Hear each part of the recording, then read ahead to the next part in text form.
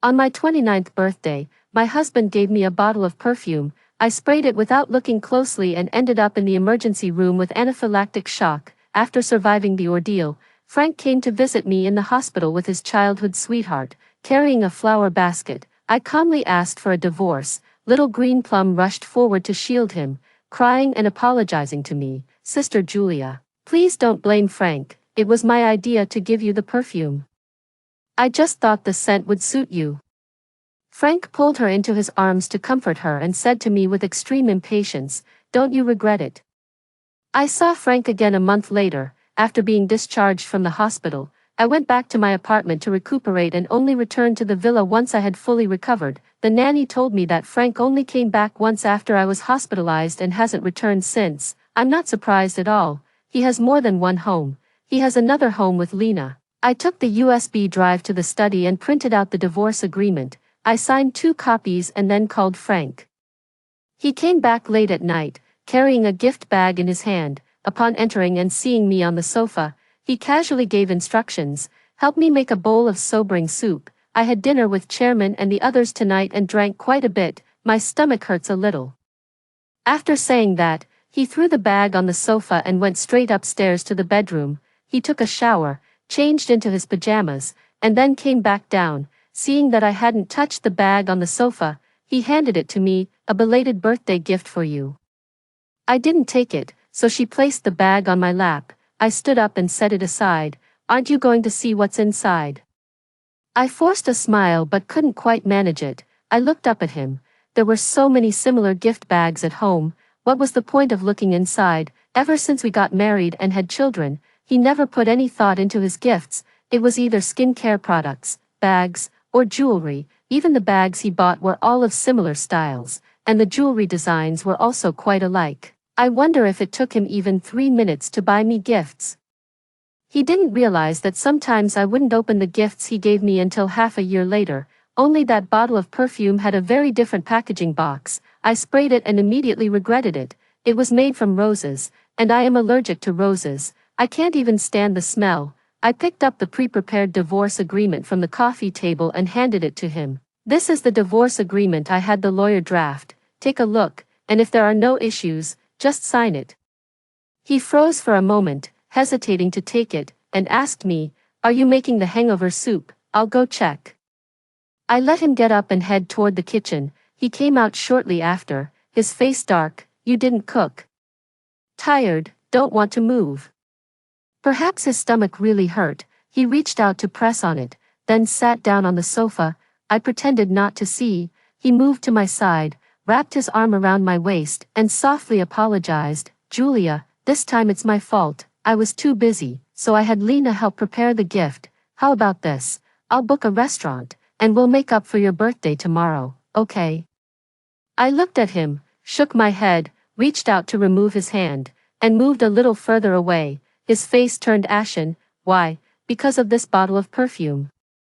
It's not because of this bottle of perfume between him and me, but because the author stopped writing. The sweet story has ended. He had other thoughts, and I had my own ideas. We are no longer the male and female leads who are sweet just for the sake of being sweet. The day after getting married, I regained my memories. It turned out I was the female lead in a sweet romance novel, fair-skinned, beautiful, with long legs and a great figure, a top student and campus belle with a cool, aloof demeanor. The only catch, I was allergic to roses, and Frank was the male lead in the book, tall, handsome, aloof, prone to stomachaches, and he doted on me in all sorts of ways. We had an incredibly sweet 4-year romance in college. After the graduation party, we got a room. Frank lost control, and we ended up having a baby. My morning sickness was severe, and Frank felt so sorry for me that he told me not to work and promised to support both me and our child. During the difficult pregnancy, Frank would scold the baby in my belly, telling it not to trouble me or else he'd spank it after it was born. Not long after I regained my memories, Lena returned from studying abroad. I started working at White Corporation and became Frank's special assistant. It was also at this time that I learned that Lena's parents and Frank's parents were old family friends. After Lena's parents passed away, the White family took her in. They were childhood sweethearts who grew up together, and Lena had always liked Frank. and it was at this moment that I first learned about Lena. This character did not appear in the sweet romance story, they appeared after the sweet romance story ended, but I can't blame Lena, because she had already expressed her admiration for Frank long ago. Frank was aware of her feelings and still kept her by his side. What he was thinking remains unknown. During my pregnancy, they went on business trips together, drank together, and attended high school reunions together. At first, when I got jealous, Frank would always laugh it off and tease me. Later, I stopped bringing it up, and Lena quietly stood between us ever since. Now he's asking me for a divorce, and I wonder if it's all because of this bottle of perfume. I suddenly feel a bit pathetic. This bottle of perfume is just the last straw. Frank, I've been wanting a divorce for a long time. Frank frowned, his gaze icy as he looked at me. Julia, have you fallen for someone else? I won't allow it. I was just about to call him crazy when he lunged forward, pinning me down on the sofa. Frank, no. I struggled to push him away, but his entire body was pressing down on me, making it impossible to move him. Seeing his hand reach down, I raised my hand and slapped him hard. With that slap, he stopped his actions. His eyes were bloodshot as he glared at me, filled with a fierce intensity. Julia, don't forget you're still my wife. Am I not even allowed to touch you now? I thought of the uterine curettage procedure and my whole body started trembling. I find it disgusting. He met my eyes, and I didn't back down at all. He finally got up from me, slid down onto the carpet, and let out a self-mocking laugh. So that's why, no wonder you want a divorce. Who was it? I didn't say anything. Frank grabbed his coat from the couch, slung it over his shoulder, and headed for the door. Julia, if you think you can get a divorce, you're dreaming. You'd better hide well. If I find out who it is, I'll kill him. I watched his back as he was about to leave. A sharp pain struck my chest. I called out to stop him. Frank. He halted his steps but did not turn around. I asked him, do you love me? He remained silent, and I continued, if you love me, would you keep Lena, who has liked you for many years, by your side?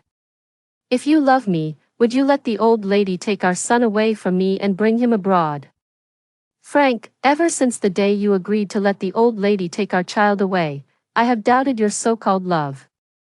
Frank finally turned to look at me slowly, his eyes filled with confusion. Didn't we let Mom take our son because we wanted to have some time for just the two of us? That was your idea, not mine. I carried this child for 10 months and gave birth to him. I would never send him so far away from me just for the sake of having time alone as a couple. That's not the kind of person I am. He shook his head slightly. Didn't we also agree to have another second child? I suddenly laughed. The second child is gone. I went into anaphylactic shock from perfume, and I had a miscarriage. Frank's expression couldn't be described as just unpleasant. Why didn't you tell me the last time I went to the hospital? He questioned me. I was planning to tell you on your birthday night, but you didn't come and had Lena send the perfume instead. Frank, what good would it do for the hospital to tell you? He remained silent for a long time, then said softly, we can have another child. No, Frank, let's get a divorce. If we don't divorce, I don't know what I might do next. I walked over to him with the divorce papers. Sign it.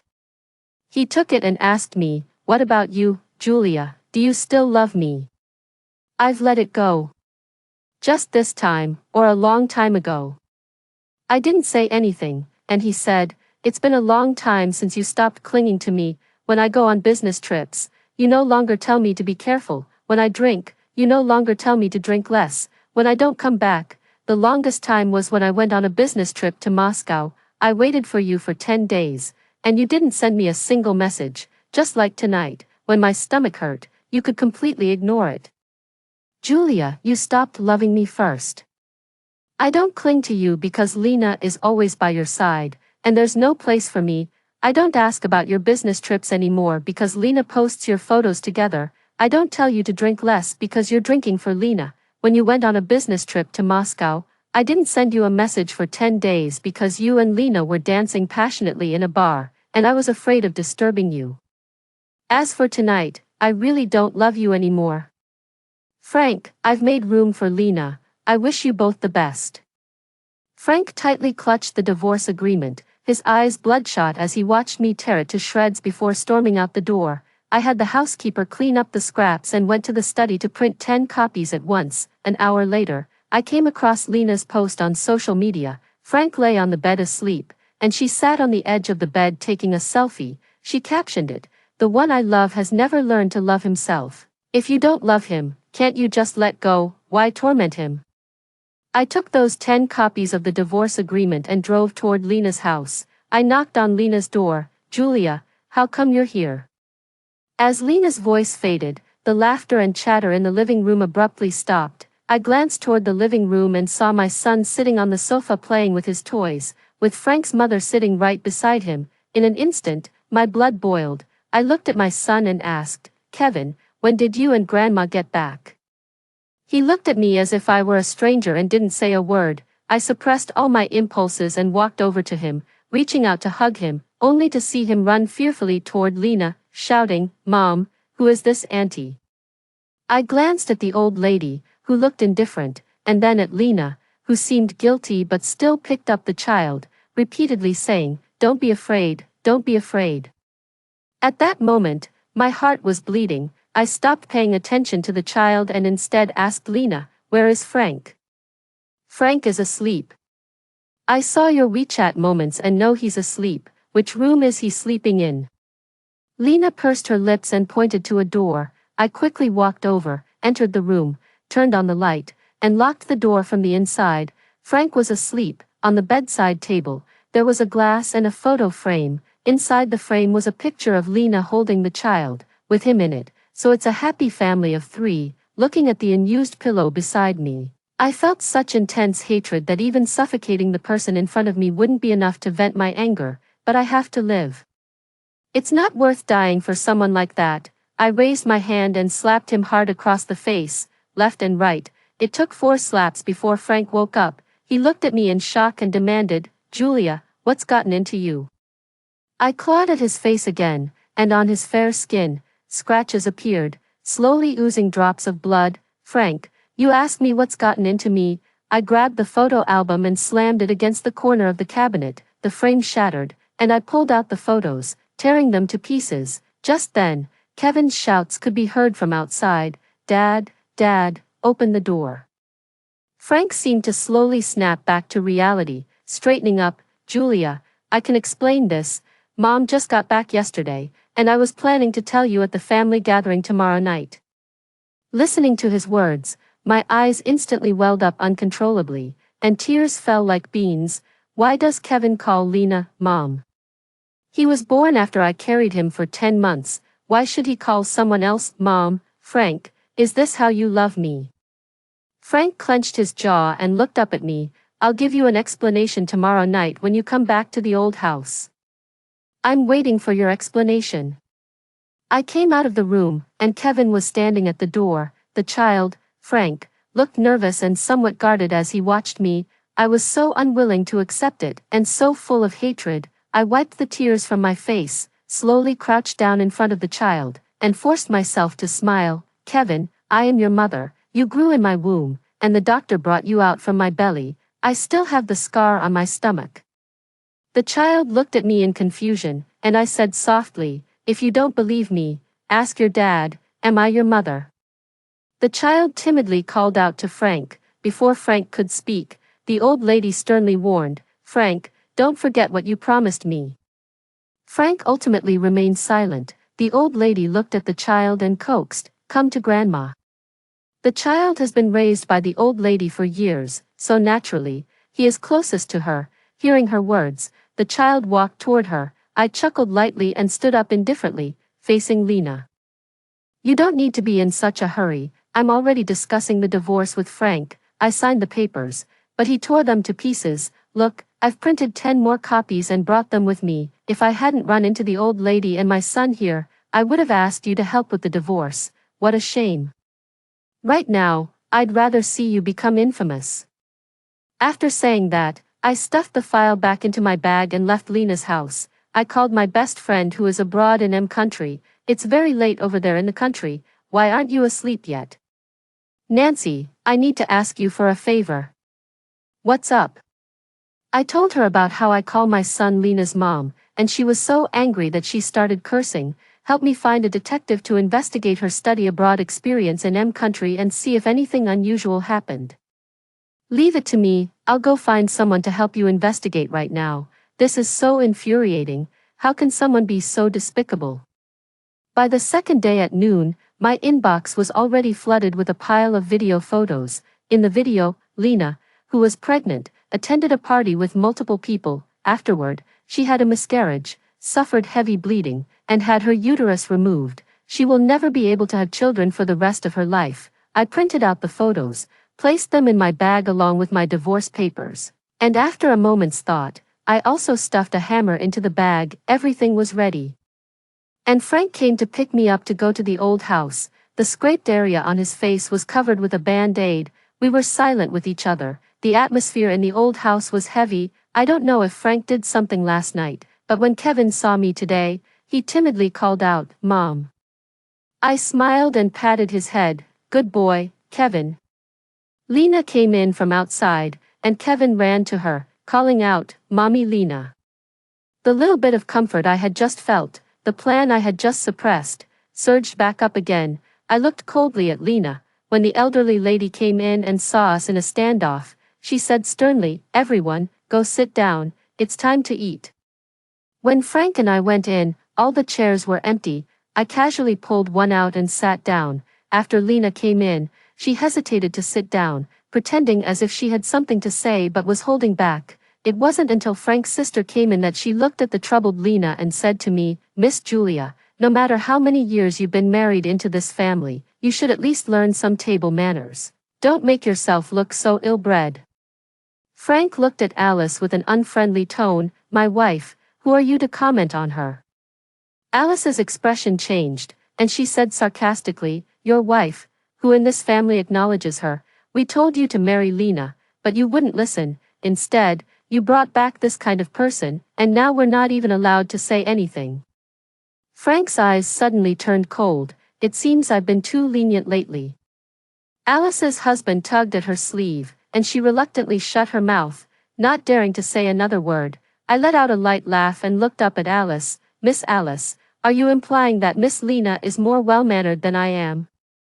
Alice glared at me without responding. I laughed again and raised my voice. "Indeed, someone like me, coming from a humble background, would never dare to attend a crowded party while pregnant, right, Lena?" As soon as the words were spoken, apart from Alice and her husband, the expressions of the old lady, Lena, and Frank all changed drastically. "What are you talking about, Julia?" The old lady's sharp scolding. I actually called for Nanny Lucy to come in. "Please take Kevin to the living room to play for a while, Nanny Lucy." Nanny Lucy looked at Frank, and only after seeing him nod did she take the child away.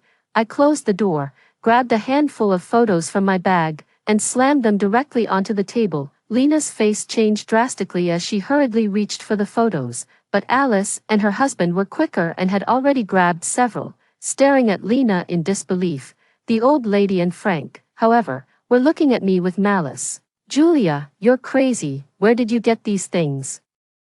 I ignored Frank and instead looked at the old lady and Lena, saying, "No wonder she wants my son to call her mom. Turns out she's already rotten to the core and can't have children of her own. Old lady, you're so good to your son, forcing this worthless woman on him." The old lady was so furious she could barely catch her breath, cursing Frank. "This is the person you insisted on marrying no matter what. What kind of person is she? Divorce, get a divorce right now." I shrugged, completely unfazed. "I want a divorce, I've been wanting it for a long time, it's just that your son doesn't agree." Frank stood up, grabbed all the photos, and said angrily to Alice and her husband, "Stop looking, give me the photos." After collecting the photos, he glared at me and asked sharply, "Where did you get these? Is it important?" "Julia, my patience has its limits.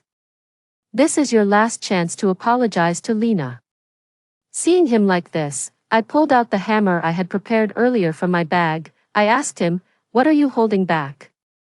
As soon as I finished speaking, I slammed the hammer onto the table. The table's rotating tray was made of glass, and with that one strike, It shattered into pieces, sending glass fragments flying everywhere. The moment the turntable shattered, a chaotic and piercing scream erupted from the dining table. Everyone was thrown into chaos. Only Lena, who had already slumped into her chair, reached for the broken glass. I thought she was going to use it to harm herself, but instead, she put it into her mouth. The elderly woman exclaimed, "Quick, take it away from her, she's having another episode, get her to the hospital immediately." Frank snatched the glass from Lena's hand, cutting his own hand in the process, yet he didn't even flinch. He rushed out carrying Lena, with the old lady following closely behind. Only Alice and her husband, along with me, remained in the room. The two of them looked at me with complicated expressions. I didn't pay any more attention. In the chaotic old house, no one was looking after Kevin anymore. I went to the living room and asked him, "Everyone is busy and has no time to take care of you. Do you want to come with Mom? Are you really my mom?" Alice had just entered the living room and frowned upon hearing this. "Kevin, what kind of question is that? If she's not your mom, then who is? What about Lena's mom?" Alice's mind was filled with those photos, and a trace of disgust flashed in her eyes. "That's an aunt, you only have one mom. The one who gave birth to you is your mother, you little rascal." I took Kevin away. I suppose Frank couldn't get away from the Lena situation, so he never called me. No one asked about Kevin either. That day, I took him out of the old house, went to a car dealership and spent $300,000 to buy a motorcycle. I rode south with Kevin, met a group of fellow riders, and had a great time. Kevin was still just a 5-year-old child. After a few days of happily playing with him, he became attached to me. By the time Frank contacted me, I had already reached a small border town in the southwest. "Where are you? What's up? If you're ready to sign the divorce papers, there are 2 copies in the study." Frank remained silent on the other end of the phone. "Who is the person in your social media photos?" "I don't know which one he's talking about, especially since I posted a lot of photos after I came out. The one standing behind you." I opened my moments and took a closer look. Among the pile of photos, I found one where a young man was tilting his head and standing behind me with a bright smile. In the photo, it was just the two of us. I had big red wavy hair, fiery red lips, and was wearing a rider outfit, laughing happily and looking sexy. Not gonna lie, this photo is quite pleasing to the eye. "You want to divorce me because of him, is that it, even at the cost of using Lena as a stepping stone?" Hearing this, I laughed in anger. "Frank, even now, you still don't understand why I'm targeting Lena. How many times has she provoked me before, and what did I ever do to her? If we're talking about this time, it was you and your mother who caused it, who gave you the right to trample all over me like that, who allowed you to make my son call her Mom. Is she even worthy? Why am I telling you all this now? Since you care so much about her, just sign the papers so we can get divorced, go find your happiness, and I'll live my own life." "Julia, I won't agree to a divorce." "Then you should calm down and think it over carefully." For a long time after that, Frank didn't contact me. He contacted me again a month and a half later. He called me and said, "Come back to get a divorce." I shipped the motorcycle and flew back with Kevin. Frank was waiting for me at home. The divorce agreement was placed on the coffee table. "Julia, you cannot have custody of our son." I looked at him with a determined gaze. "If you had signed the agreement that day, I might have considered giving you custody of our son, but not now. I will never allow my son to have a stepmother like that." Frank did not back down. He threatened me, "Even if we go to court, you might not necessarily win custody." I smiled. "Will you cut ties with Lena?" Frank remained silent. "Then how do you know that I definitely won't win custody if we go to court?" I smiled with certainty. Frank had guessed that I still had something up my sleeve.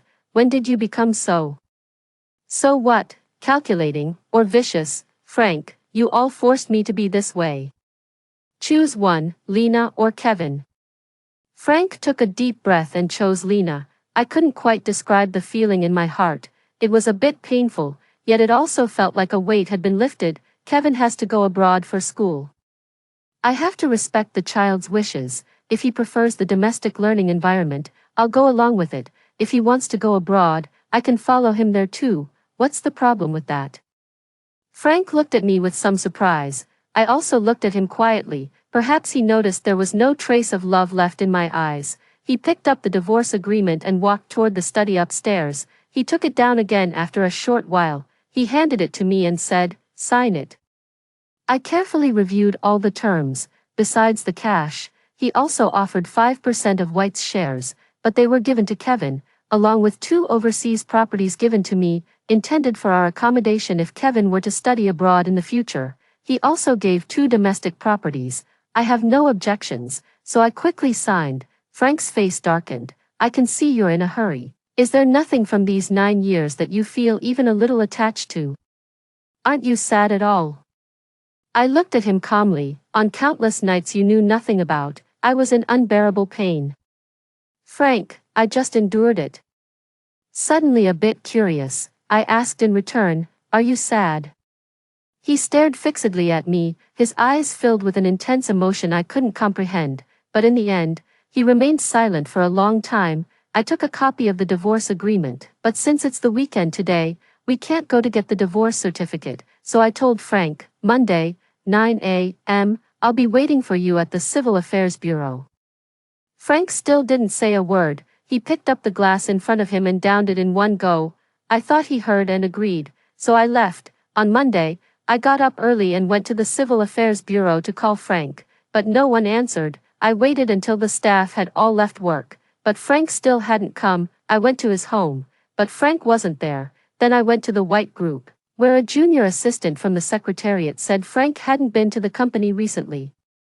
I waited for over half a month, but Frank still didn't contact me, and I couldn't get in touch with him either. I contacted Alice and invited her for afternoon tea.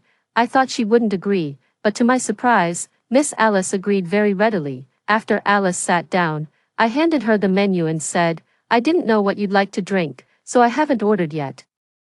She took the menu and ordered an iced Americano. "I thought you wouldn't come." I thought so too. After many years of marriage, my relationship with this sister-in-law has been strained. We could say we have no personal connection at all. Without any unnecessary pleasantries, I got straight to the point and asked, "Do you know where Frank went? I can't get in touch with him. We signed the divorce agreement and agreed to go get the divorce certificate, but he's not answering my calls or replying to my messages."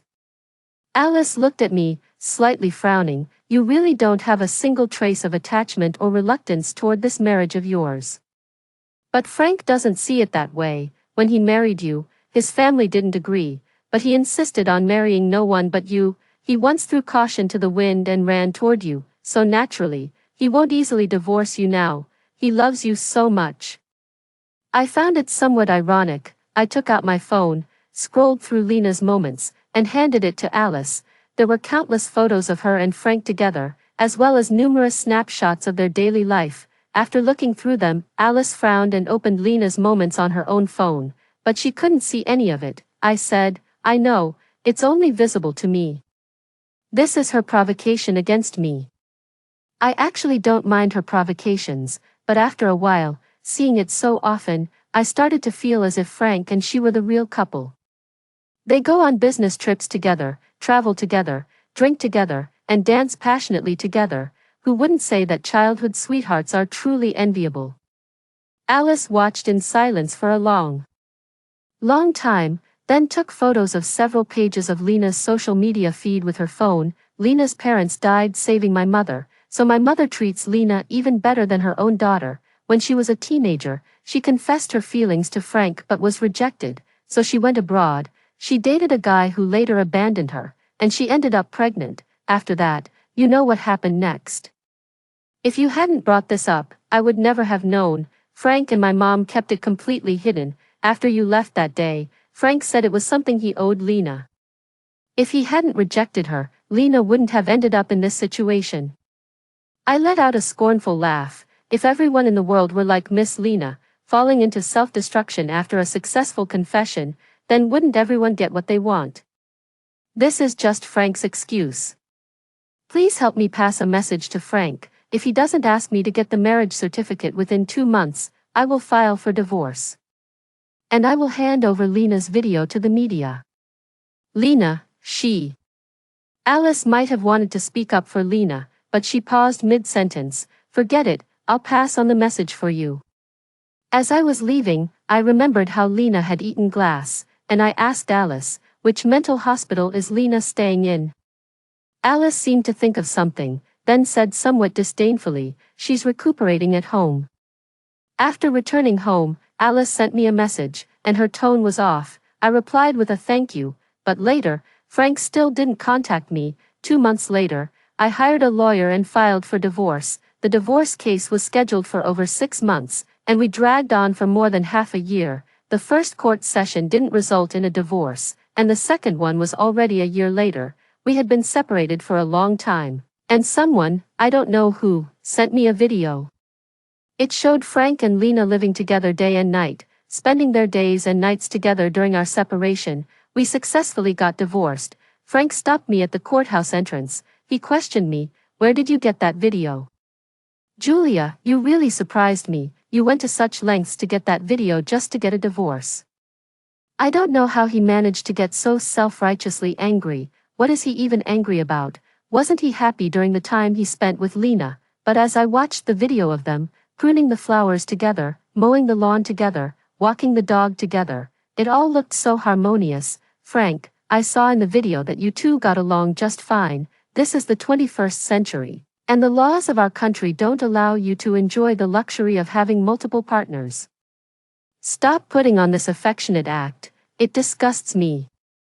As soon as I finished speaking, Frank's expression cracked. I didn't look at him again and just walked away. After getting the divorce certificate, I took Kevin and continued our trip. I've never felt so relaxed in all these years of marriage. From now on, the world is my oyster. Frank's extra story. We are divorced. I was so reluctant to let her go, but she left with such ease. That figure deeply wounded me. She kept pushing step by step, and I had no choice but to sign the divorce agreement. I kept delaying the registration, hoping for some reconciliation, but I never expected that she would have a video of me taking care of Lena. She succeeded with such ease. Back when Lena had that incident, she developed a severe mental illness. After finally recovering and returning, she wanted to join the White family, and I couldn't refuse. This is what we owe her. She also told me that she would always see me as an older brother from now on, and that she was just young and foolish before. I took it seriously. I was very annoyed by Julia's repeated jealousy. Later, I don't know when it started, Julia stopped being jealous and was no longer as affectionate toward me. It seemed like she didn't love me anymore. I used Lena, hoping that Julia would see it. I always thought she hadn't seen it. It wasn't until Alice brought back Lena's social media photos that I realized Julia had seen them. She had endured countless days and nights alone. During all those days and nights, she slowly peeled me away from her heart. Now, she truly doesn't love me anymore. I suddenly panicked. After Alice delivered the message, I had no courage to see her at all. By the time the divorce case went to court, I saw her. She had cut her hair short. No longer the long hair I used to love, and she had dyed it purple. The lawyer said her hair color looked nice, and she cheerfully replied, "Really, my son likes this color, so I dyed it with him." There was no trace of sorrow on her face. In her eyes, there was only joy. It turns out she was so happy after leaving me. After returning home, I investigated the video she had received. I found the courier from that time, and from his description, I suspected it was Lena. I showed him a photo, and he confirmed it was her. At that moment, I began to doubt whether Lena's mental illness was real. I flew to Country M and found the doctor who had previously treated Lena. Under coercion and inducement, the man admitted that he had been bribed. He said that Lena only had a mild case of bipolar disorder, which was cured in no time. The person who bribed him was the old lady. After returning to China, I quietly removed the old lady from the board of directors. The White family is now entirely under my control. Since she likes Lena so much, let her live with Lena from now on. Lena begged me tearfully to forgive her, saying she was just madly in love with me.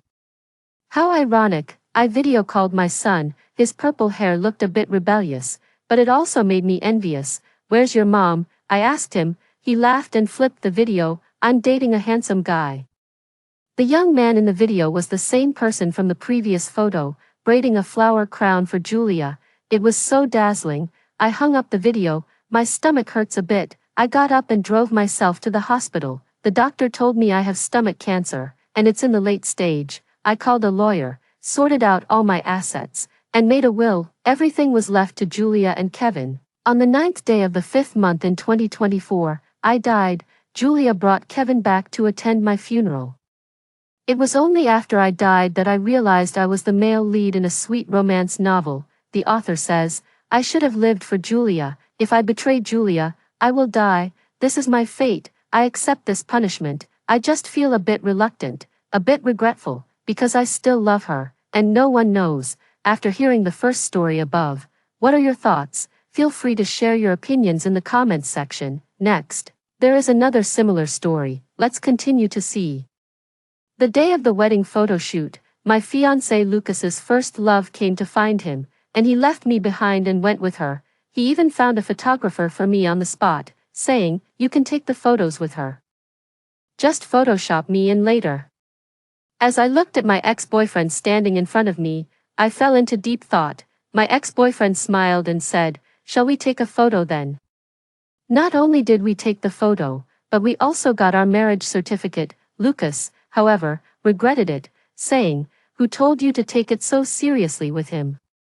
I sat on the sofa, idly playing with the hem of my wedding dress. Not far away, my fiancé was on the phone, speaking in a gentle tone, coaxing his first love, don't cry, you know I can't stand to see your tears. It seems that after all these years, I still haven't made any progress. The moment you cry, I can only surrender. Wait for me at home, I'll be right there. I heard this and saw Lucas hang up the phone, walking towards me. He looked anxious and worried. Rachel, something has come up with Bella that I need to handle. I have to go now. I stood up. What is it? Is it terminal cancer? Lucas looked slightly annoyed. Don't talk nonsense. She just caught a cold. Around them, the studio staff were all looking in their direction, whispering about something. I continued to stare at Lucas. Oh, so you know she just caught a cold too. Someone, unable to hold back, let out a chuckle. The remaining onlookers couldn't hold back and burst into laughter as well. Lucas glanced back, then turned to glare at me, looking a bit embarrassed. He pursed his lips and then sneered, it's just wedding photos. We can take them anytime. With that, he turned and walked over to the side, casually pulling a tall man in front of me. You can take the photos with this photographer first. We can just Photoshop me in later anyway. He left in a hurry after saying that. He was really worried about his first love, and didn't even notice the person he dragged along as a tool. It was my first love. That face unexpectedly appeared before my eyes, as stunning as ever. I swallowed, my throat dry and unable to speak. Simon, however, smiled, his captivating dark eyes shimmering with a charming glow, exuding an air of elegance and effortless grace. With a slight raise of his brow, Simon asked with a light smile, shall we take a photo together? My reaction was a bit slow, and instead of answering, I asked, do you work here? Simon's expression was distant, a faint smile curling at the corners of his lips as he calmly uttered two words, just passing by. He then asked another question, shall we take the photo? I took a deep breath and replied, let's do it. If Lucas is off looking for his first love, then it's only fair that I take wedding photos with my first love. Simon was quite cooperative and went to change his clothes. In front of the camera, the photographer said in an awkward and strange tone, both of you, relax a little and get closer.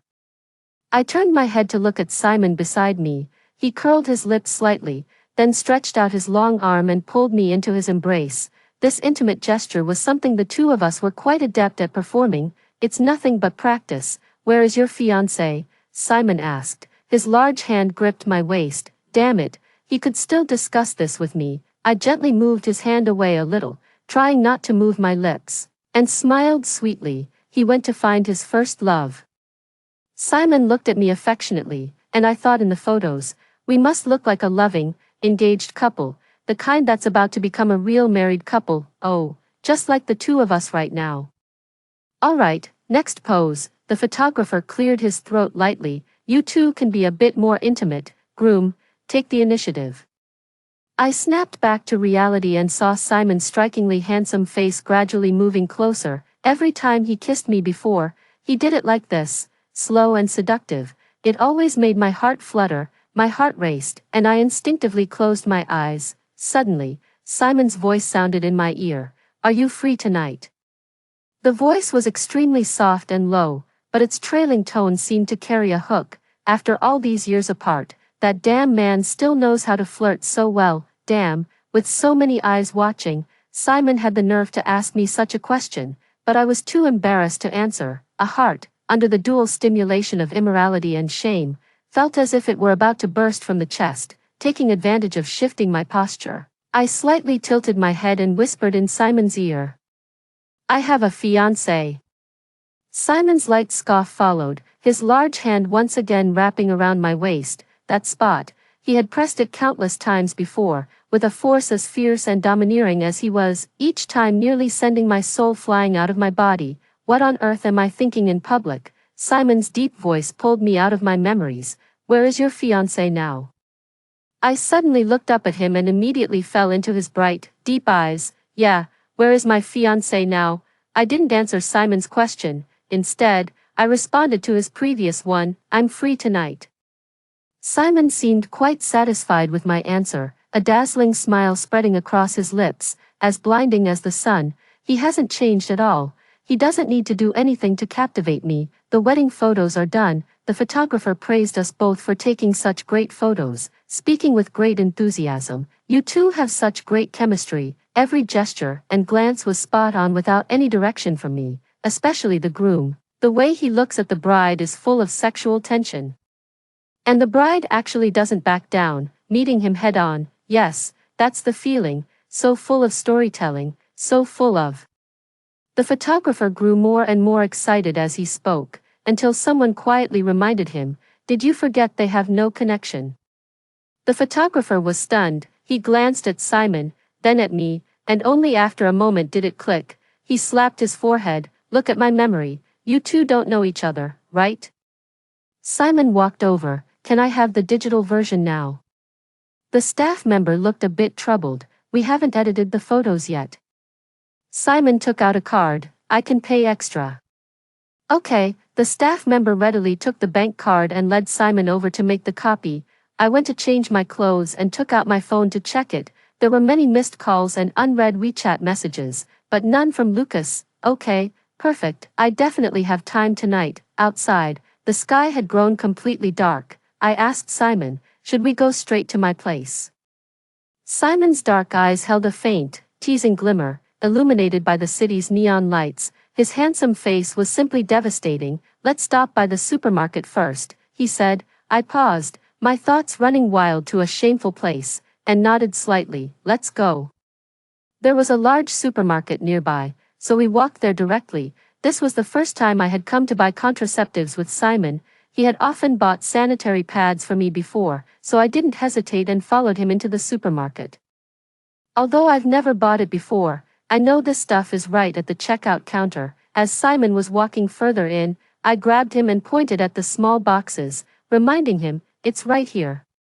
Simon turned to look at me, then glanced at where I was pointing, and his expression froze for a moment. I was completely losing it. "Don't tell me I misunderstood." Simon smiled silently and said, "Don't worry, let's go buy groceries first." Then he took my hand and went in. Oh my God, oh my dear, my coat, my padded jacket, my aunt and my granny. They scared me so much I hobbled away. Simon held me with one hand and pushed the shopping cart with the other, heading to the vegetable section. "What do you want to eat?" I just wanted to say goodbye to him. No time for a handshake, whatever. "It's snowing outside, let's have hot pot," Simon suggested, letting go of my hand and starting to put boxes of fresh vegetables into the shopping cart. Next came seafood, beef rolls, and lamb rolls, all my favorites. Almost done, he asked me again, "Is there anything else we need to buy?" I shook my head. Simon paused for a moment. "Do you have spare toiletries at your place?" I swallowed hard. Yes. "Let's go." Simon took my hand again, just as naturally as he did before we broke up. When we got to the checkout counter, he picked out 2 boxes of condoms and put them with the other items. My cheeks suddenly became burning hot. Simon entered my kitchen and wasn't surprised to see the brand new kitchenware inside. I don't cook at home, I just don't. He didn't ask me where anything was, since I probably wouldn't know anyway. He had already bought all the seasonings earlier. And now he took out all the ingredients and started preparing. As the host, I just sat on the sofa waiting for the meal to be ready. Lucas still hasn't contacted me. When Simon came out and saw me staring at my phone, he sneered, "Waiting for a call from your fiancé?" No, I put down my phone and turned to meet his gaze. I'm afraid he might contact me. That's the truth. At this point, the direction things are heading is already quite clear. I don't want to get entangled with Lucas. Simon curled his lips into a smile and said softly, "Wash your hands, it's time to eat." The steam from the hot pot rose between us, and as I looked at him through the white mist, I felt unexpectedly excited. "When did you come back?" I asked. Simon placed a cooked mushroom into my bowl and replied calmly, "I've been back for a week." Oh. I picked up the mushroom, and Simon's warning voice echoed in my ear, "It's hot." My gaze remained fixed on the mushroom. "Did you really just happen to pass by that photography studio today?" "Simon, no." My heart raced. The feeling was both unfamiliar and familiar. Only when I'm with Simon does my heart beat so vividly and intensely. "Then, how did you get in?" Simon's tone was still lazy. "I saw you go in." This answer was within my expectations, but it made my heart surge even more. I looked up at him. "Simon, do you still like me?" Simon stood up, placed the cooked beef into my bowl, and when he leaned closest to me, I heard him say, "When have I ever not liked you?"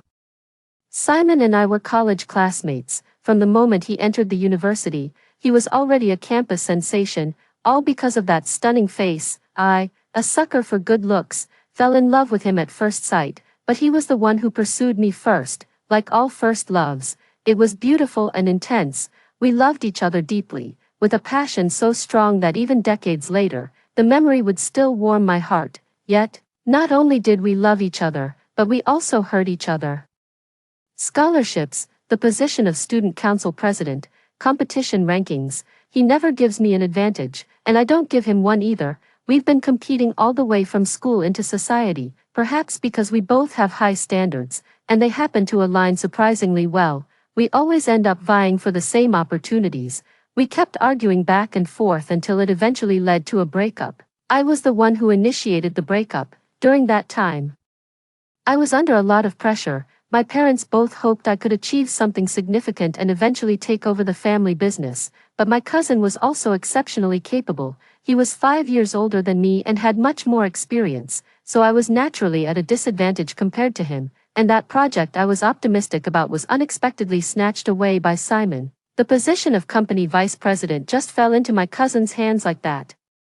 That was the first time I got angry with Simon because of competition. I confronted him, "Are you still my boyfriend or not?" Simon did not back down. "Rachel, if I let you win, that would be an insult to you." I took a deep breath and closed my eyes. "I'm tired, Simon, let's break up." Of course, Simon did not agree.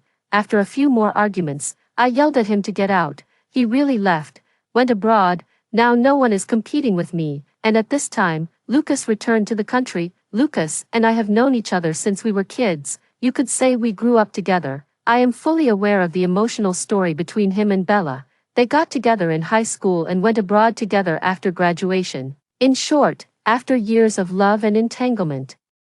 Bella broke up with Lucas when he decided to return to China. Duncan Lincoln Companies began a close collaboration, so Lucas and I agreed to the arranged marriage. I don't know why Lucas agreed to marry me, but I do know that since I lost the position of vice president, I'll aim for the president's position. By marrying Lucas, I gain more strength to compete. A year ago, the Duncan Lincoln families officially announced my marriage to Lucas, and as expected, the stock prices of both companies soared. Today, we're here to take wedding photos, and the news is public. I think if I hadn't seen Lucas answer Bella's call, we would have gone to get our marriage certificate tomorrow, but he went to see Bella, and he still hasn't contacted me up to now. I suppose he must still be with Bella right now. When a man and a woman are alone together, especially exes, what happens is self-explanatory. What will happen between Simon and me tonight is already self-evident. After dinner, Simon was washing dishes in the kitchen, thinking it was time to mend our relationship, which had been broken for a year. I followed him in. Let me help you. Simon, no need. I stood silently to the side. Simon suddenly called my name, Rachel. It was the first time he had called my name since we reunited. My heart skipped a beat, and I hurriedly responded, "What?" Simon was washing the dishes seriously, his deep voice firm and resolute. "Call off the engagement with him." "That, he, naturally refers to Lucas," I pouted. "No need for you to say it. Lucas and Bella have probably been together countless times by now. If I were to marry him, it would be utterly disgusting. Even if it's an arranged marriage, I still want someone clean." "Oh," Simon turned his head to look at me, a hint of teasing mixed in the smile in his eyes. "I thought you liked him." That sounded a bit sour. I rolled my eyes. "So you came back because you knew I was going to take wedding photos with him?" Simon admitted openly, "Yeah. I knew it, damn man. Then you must have seen the news about my engagement with Lucas a year ago too. Why didn't you come back to stop it?" He put down the bowl in his hand, turned to look at me, his eyes serious. "If I had come back then, would you have called off the engagement?" I shook my head. "No. I was really angry at that time, and I'm a stubborn person." I thought to myself, "Since we've broken up, let's just leave it at that for the rest of my life." I made up my mind when I agreed to the marriage alliance with Lucas. If he comes back to stop me from going through with the marriage alliance, with my personality, things would only get worse between us. Simon knows me well. He continued washing the dishes. I walked over and said, "Then aren't you afraid that something might happen between me and Lucas this year?" Simon paused for a moment, then continued, "I haven't thought about that." I thought the guy was quite generous, but he suddenly put down the bowl and looked at me again. "But now I do." He walked up to me. "Did it happen?" "No," I replied. "Lucas doesn't like me. I don't like Lucas either. What could happen?" Simon's eyes were as dark as the night sky outside. He reached out his long arm and pulled me tightly into his embrace. The next morning when I opened my eyes, Simon was lying beside me, staring at his phone screen. Suddenly, I felt a sense of, "It's so good, this isn't a dream." I sat up and leaned closer. "What are you doing?" Then I saw on Simon's phone screen, it was our wedding photos from yesterday. During the most intense years of my relationship with Simon, I thought about marrying him. Back then, I never would have imagined that our wedding photos would be taken under such circumstances. "What's so interesting?" I reached out and pressed down on his phone. Simon turned his head to look at me. "It's very beautiful." "What's so good looking about it?" I threw off the covers and got out of bed, turning to look down at Simon sitting on the bed. "It still needs to be photoshopped anyway." Simon gritted his teeth, a faint trace of ruthlessness seeping through his handsome, captivating features.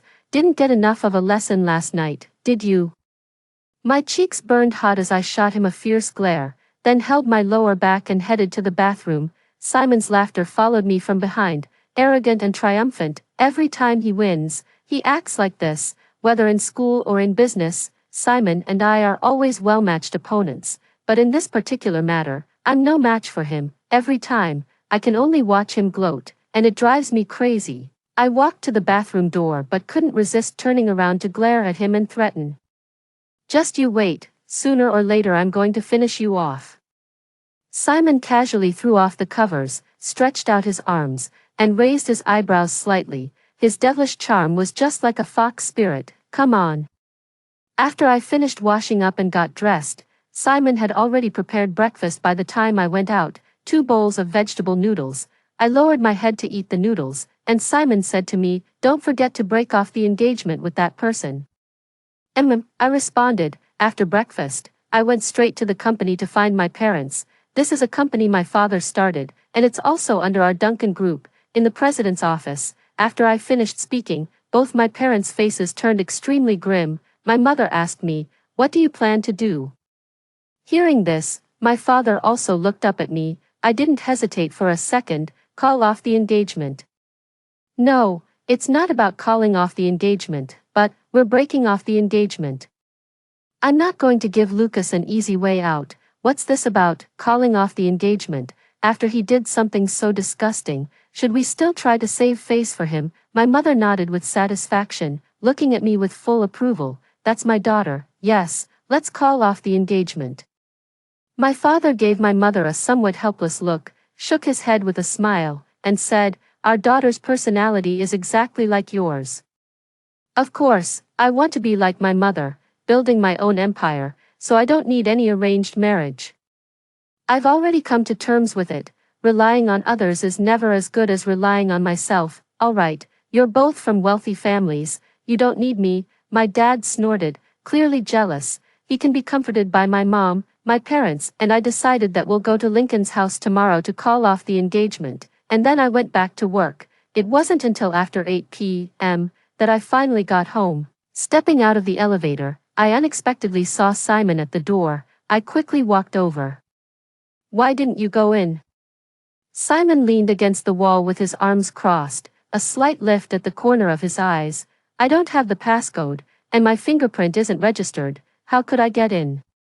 This person is sometimes just being sarcastic and passive-aggressive. I took his hand and went to register the fingerprint lock, then told him the password. From now on, you can just go in directly. Suddenly, Simon pulled me into his arms, and as his burning kiss descended, he pressed me against the door. Do you have to be in such a hurry? I wrapped my arms around his neck and kissed him back. Only at this moment did I clearly realize how much I had missed Simon during this year apart. Perhaps we will still clash like fire and ice, still compete back and forth, but I never want to be separated from him again. Rachel. I faintly heard someone calling my name, but my ears were filled with Simon's breathing, so I couldn't hear it clearly. I thought it was just an illusion. Simon suddenly released my lips and pressed me firmly into his embrace with his large hand. I looked up and followed his line of sight. Lucas's furious face came into my view. He exploded like a bomb. Striding over aggressively, Simon released me and stepped forward to confront him, as Lucas swung his fist at him. His large hand tightly clamped onto Lucas's wrist, while his other hand struck Lucas's face with lightning speed. The force was so great that Lucas was sent tumbling to the ground. Like a madman, he scrambled to his feet and lunged at Simon again, cursing and shouting, "Fuck your mother, how dare you lay a hand on my woman, I'll fucking kill you." He was kicked to the ground again by Simon with a single blow. Simon stepped on Lucas's stomach, his low, icy voice leaving no room for doubt. Rachel is not yours. Lucas spat out a mouthful of blood, wiped his lips in a disheveled manner, and glared fiercely at me. Rachel, you fucking cheated on me behind my back.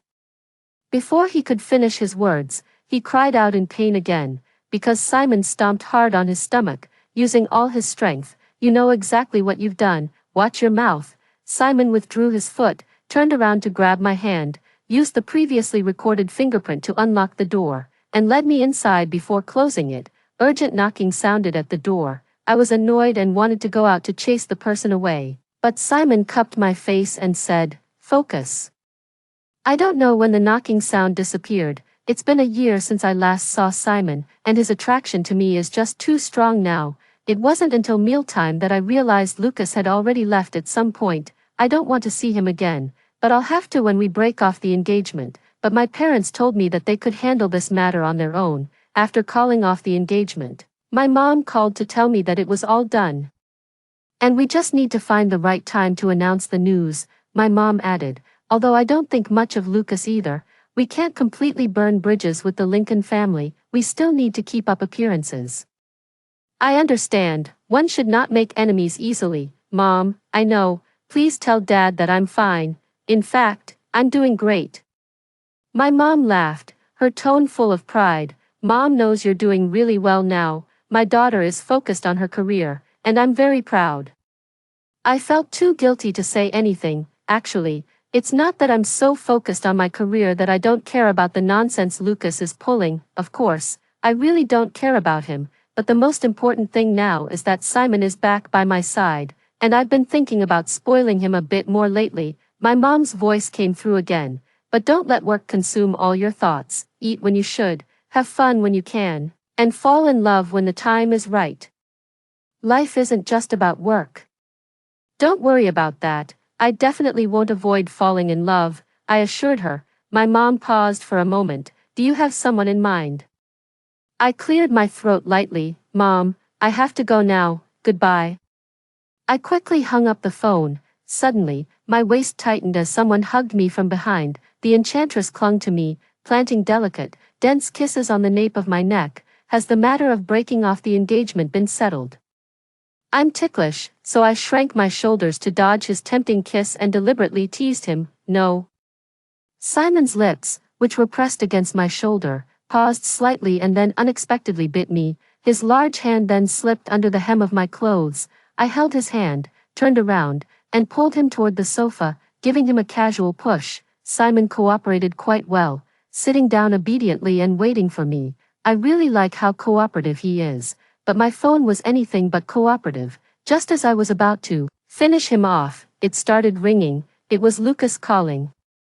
He actually still wanted to see me. Simon's large hands clamped around my waist like iron pincers. You're not allowed to go.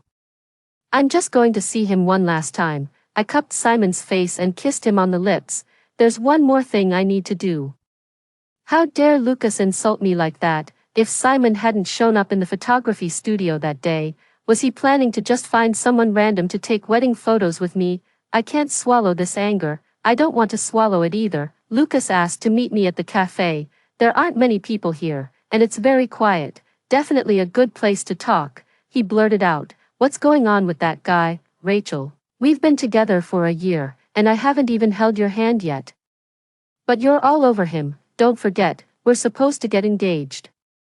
Lucas pursed his lips and nodded reluctantly. I admit I shouldn't have left you during the wedding photo shoot, and I shouldn't have gone to find Bella.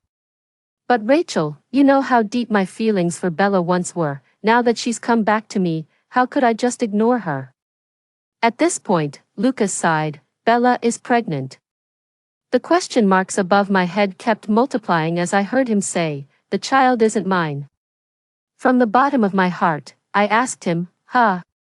Lucas looked up at me and said, "But don't worry, the position of Mrs. Lincoln is yours, and no one can replace you. It's just that I can't abandon Bella. She's all alone now, and she's pregnant. Right now, I'm all she has." After a moment of silence, Lucas took a deep breath and looked at me seriously. "As for you and that man, it was just once. I can let it go, but don't let it happen again." He suddenly asked me again, "That man is the one I randomly pulled into the photography studio to take pictures with you that day, right? I remember now. You're just getting back at me. I admit I have my own issues too." I couldn't take it anymore and interrupted him. "Didn't your parents tell you?" "Oh, this is nonsense." Sure enough, Lucas was taken aback. "Tell me what?" I straightened up slightly. "Since your parents didn't tell you, I'll be the one to inform you then. Lucas, I won't marry you." Lucas narrowed his eyes slightly. "What do you mean?" I smiled. "What I mean is, I don't want your worn-out shoes." Lucas suddenly stood up. "Who are you calling worn-out shoes?" It immediately drew the attention of others. He sat down, lowering his voice. "Rachel, you know exactly what the nature of our engagement is. Don't act like a child. Also, I won't marry Bella. Lucas, will never marry a divorced woman. As for her and me, I did sleep with her, but didn't you sleep with that photographer too? We're even." I stood up, picked up my bag, and walked over to Lucas. Lucas thought I was about to back down, slightly raising his chin. "Rachel, do you know why I came to see you?" I asked him with a smile. Lucas also smiled. "Rachel, we grew up together, and you've always been someone who considers the bigger picture. I know that, and I admire that about you the most. No one is more suited to be Mrs. Lincoln than you." "No," I smiled slightly. "I came to see you because I have something to give you." Before Lucas could ask what it was, I eagerly slapped him across the face. "Great, everyone's attention is on us again." Lucas's face turned red and then pale, staring at me in disbelief. "Lucas, the way you humiliated me in the photography studio ends here. If you dare come in front of me again and disgust me, I won't care about the bond we've had since childhood." I don't know if Lucas was stunned by my slap or just scared, but he only caught up with me after I had already walked out of the cafe. grabbing my wrist tightly. Rachel. Get lost. I shook off his hand and got into the car parked nearby. Simon started the engine. Did you settle everything? I nodded, yes. Simon held my wrist, his thumb stroking it gently. So, does that mean I can visit your parents now? He set aside his usual laid-back demeanor, his expression turning serious and earnest. I've been wanting to visit for a long time.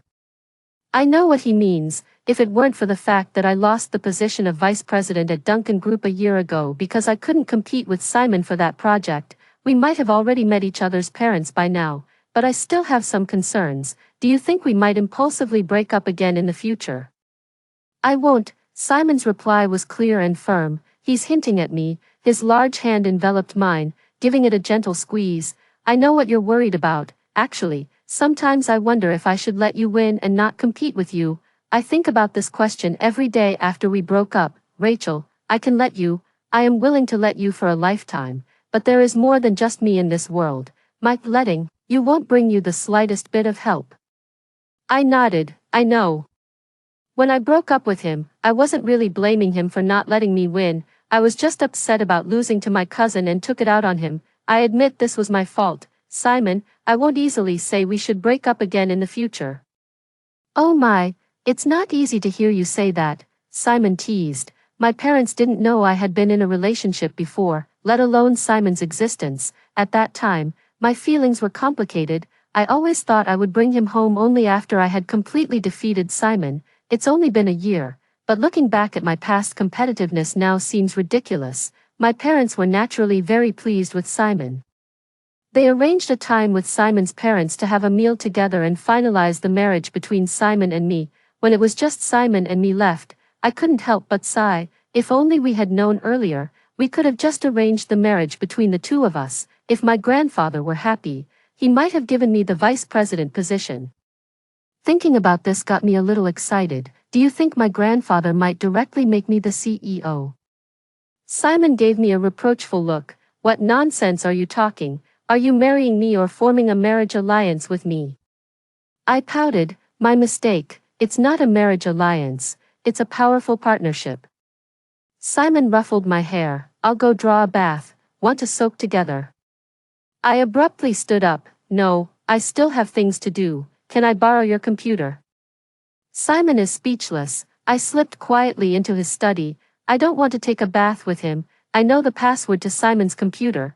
It's the pinyin of my name plus his birthday. I've had my eye on another project for the past few months. I originally planned to do it with Lucas, but now I'm going to take it for myself. I didn't mean to peek at Simon's computer, but when I saw a folder named with my name and date, I couldn't help but click on it.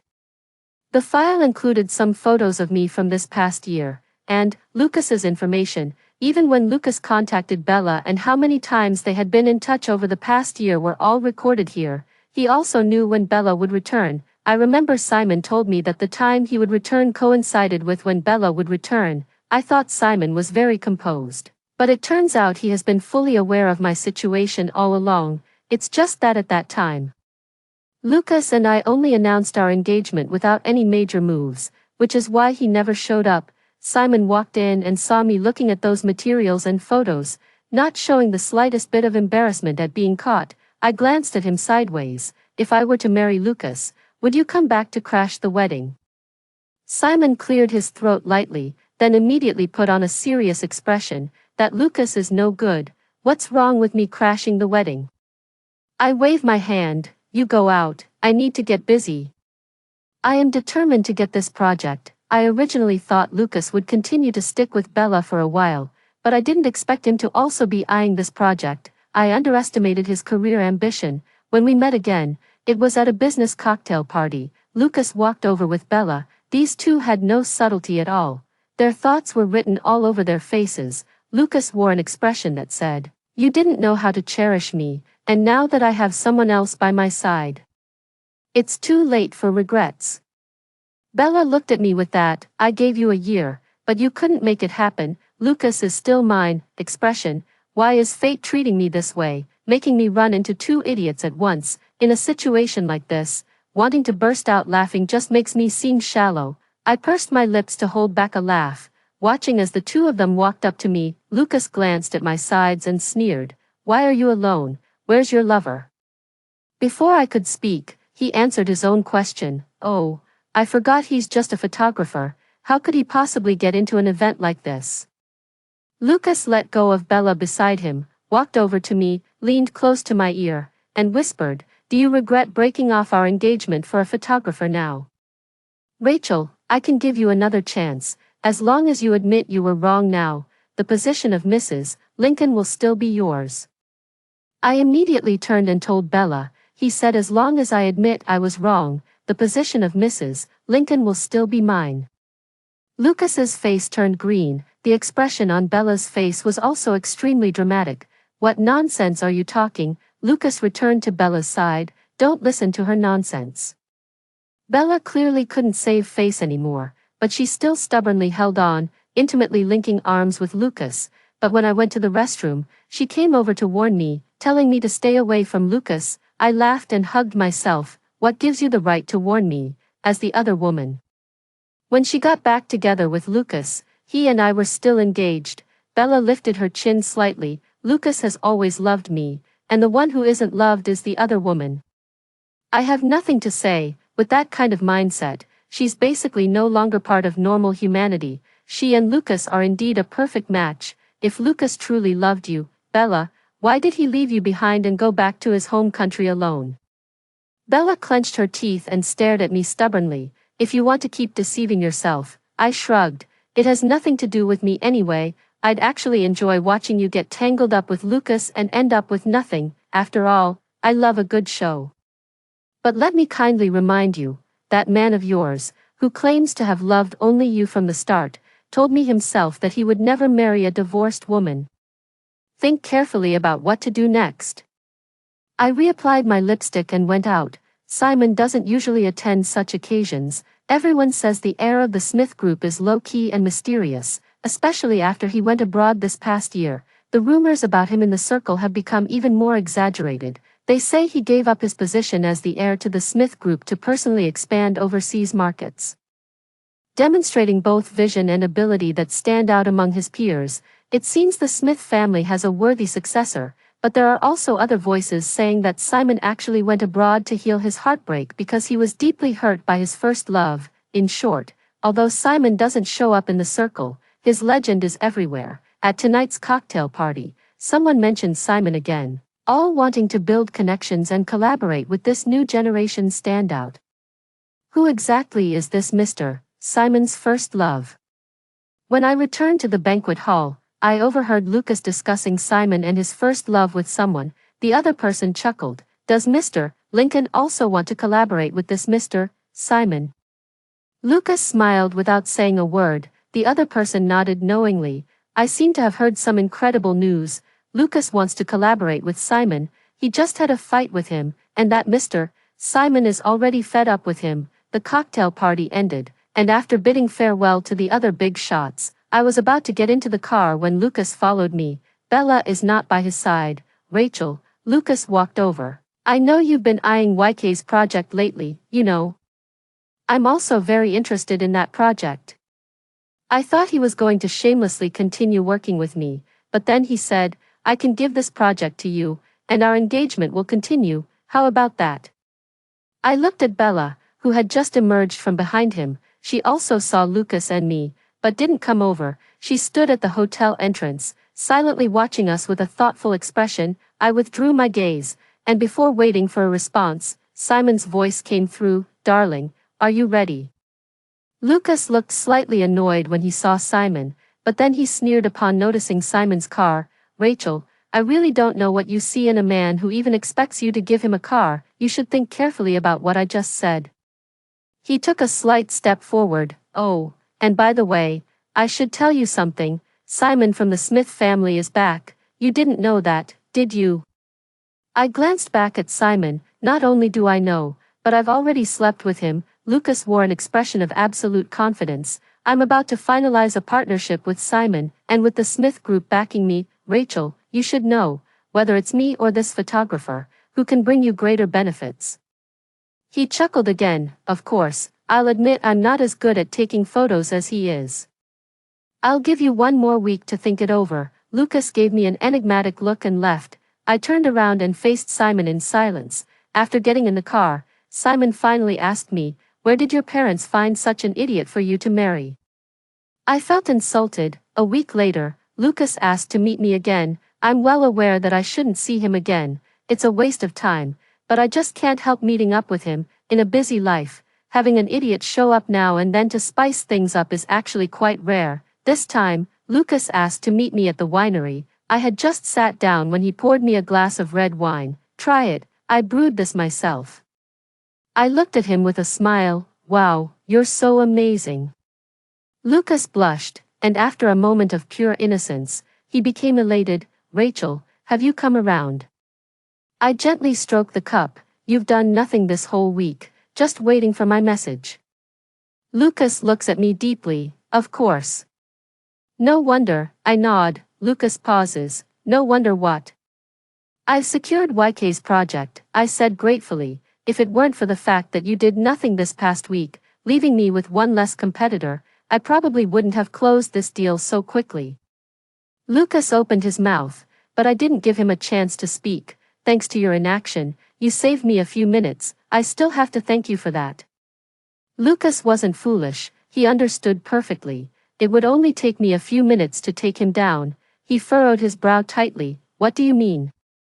I tilted my head and smiled at him. "It means you're not worthy of being my opponent." Lucas stood up. "I'm asking you, you don't plan to continue our alliance through marriage, is that right?"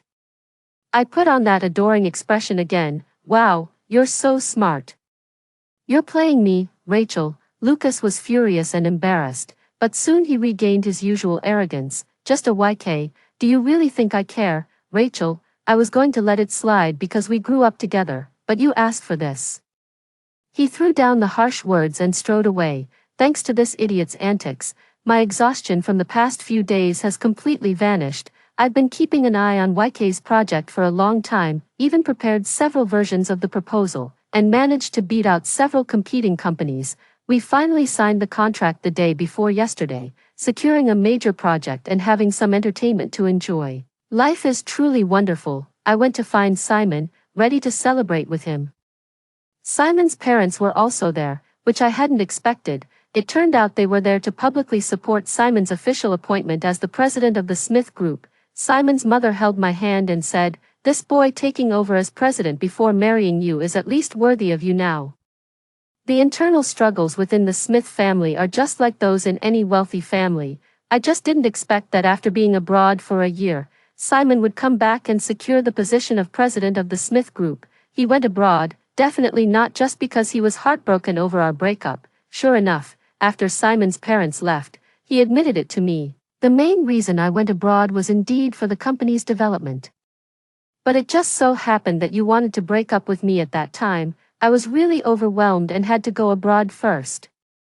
He coughed lightly, lowered his head, and looked at me with pitiful eyes, like a sad Bella. "But I don't want to break up with you either, so I had no choice but to secretly investigate your fiancé." I rolled my eyes. "So that story about you going abroad because you were deeply hurt by your first love, was that also something you spread?" Simon nodded cautiously. "Yes, it was for you to hear." He still has the nerve to say, "Then you blocked me. I can't just have no news from you for a whole year, can I? What if you forget about me?" I can't just let this go. I have to make a fuss about it with him, or I won't feel right. I understand. To you, the CEO position is more important than I am. Simon's gaze became piercing as he looked at me. "If I can't even secure the CEO position, would you still marry me?" "I know you too well. You have such high standards for a partner. They have to be handsome, have a great figure, be low-key and mysterious, and also know how to cook and be highly capable. If I lost to any of my older brothers, you definitely wouldn't look at me twice." As he spoke, he started to sound aggrieved again. But I can't help feeling like he's just bragging about himself. I remember when Simon and I first started dating, I told him my ideal type was the domineering CEO from novels. Perfect in every way, my future husband has to be like that to be worthy of me. He did indeed hold himself to that standard. Now it's my turn to feel awkward. I was just saying that casually, I was young back then and loved to daydream. Simon straightened his tall frame. Oh, so you mean I don't have to be otherworldly anymore? Of course not, you're not a god. Simon suddenly leaned close to my ear and whispered, so, can I use the bathroom in front of you from now on? Get lost. Simon took me out to celebrate my success in securing the YK project. I didn't expect to run into Lucas at the company entrance. He said to the receptionist with great sincerity, just 10 minutes with Mr. Simon is all I need, please let me in to see Mr. Simon. I pulled Simon over. Lucas. Lucas was very surprised to see Simon and me. Rachel, are you here to see Mr. Simon too? Are you deliberately trying to oppose me? He looked Simon up and down again. Are you proud of being a woman's accessory as a grown man? I suggest you leave quickly. This isn't a place for people like you. As soon as he finished speaking, someone approached and bowed deeply to Simon. President, I'll take him out right now. Lucas's contemptuous expression froze, and he stood there dumbfounded, staring blankly at Simon. It took him a long moment to find his voice. President, you are. The person beside him spoke up. This is Mr. Simon, the newly appointed president of our Smith Group. Lucas widened his eyes. You're Simon. His face instantly turned pale, and he swallowed several times in succession. You, how could you be Simon, you too? He looked at me in disbelief. Wasn't he with his first love, Rachel? When did you two get together? Simon pulled me into his arms. Let me introduce. This is my first love, Rachel. And also, I was Rachel's first love too, he said proudly. Before Lucas could react, he was dragged out. Mr. Simon, let me explain. Rachel, say something for me. We grew up together since childhood. Simon cursed. I wasn't that angry until he mentioned it. What's so great about childhood sweethearts? Seeing that I was still looking in the direction where Lucas was being dragged away, he nudged me with his shoulder. Still looking, is it that interesting? I nodded. Yeah, it's interesting. Having a clueless person become part of our little game is kind of amusing. Simon snorted. Amusing my ass. He's no longer imitating the domineering CEO from novels, he's starting to let loose. Once in the car, Simon suddenly leaned in and looked at me seriously. Rachel, I want to tell you something. I nodded. Go ahead.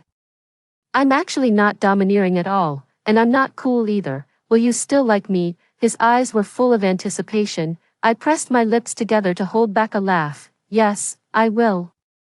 Then, he cleared his throat and tentatively asked, if I'm a bit of a love fool, will you still like me? I could barely contain my laughter, biting my lower lip as I nodded, yes. Simon breathed a sigh of relief and hugged me tightly. You're so good.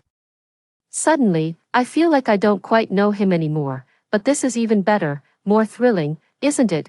When Lucas found me again, he looked much more disheveled, completely devoid of his usual arrogance and condescension. Rachel, could you put in a good word for me with Mr. Simon? Everyone in the industry knows I've offended him now, and no one is willing to work with me anymore. Even my family is about to give up on me. I'm truly at the end of my rope.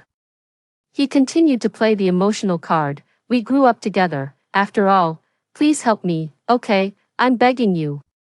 I shook my head. No. He humiliated me so badly in the photography studio back then, and now he expects me to speak up for him. Am I some kind of cheap, worthless person? Don't contact me anymore in the future. I don't want to see you. I stood up and left. Lucas really didn't come looking for me again, but one day I still saw him. He was arguing with Bella on the street. I gave you so much money and even bought you a house, and now you won't even sell the house to help me. Bella held her stomach with both hands. All those things were gifts from you. Besides, didn't you tell everyone that you wouldn't want a second-hand item? Why are you begging for help from this second-hand item now? Lucas, I won't help you. I have no feelings for you at all now, and I deeply regret ever having liked you. Just looking at you makes me sick. Get lost. Bella pushed Lucas aside and quickly walked away. As soon as she looked up, she saw me. She lifted her chin and walked up to me. Miss Rachel, thank you for warning me earlier. I have money now, a baby in my belly, and my life is quite carefree. As for that Lucas, you can have him back if you want, I certainly don't.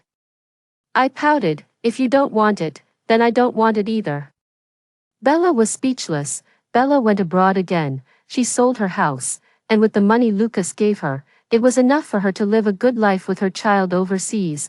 I have no opinion on what she did, it has nothing to do with me anyway, because Lucas had been pestering me before. Simon directly released evidence that Lucas was engaged to me but still involved with his ex. Lincoln Group's stock price plummeted. And it was immediately announced that Lucas no longer has any relationship with the company. Lucas is now a despised pest that everyone avoids.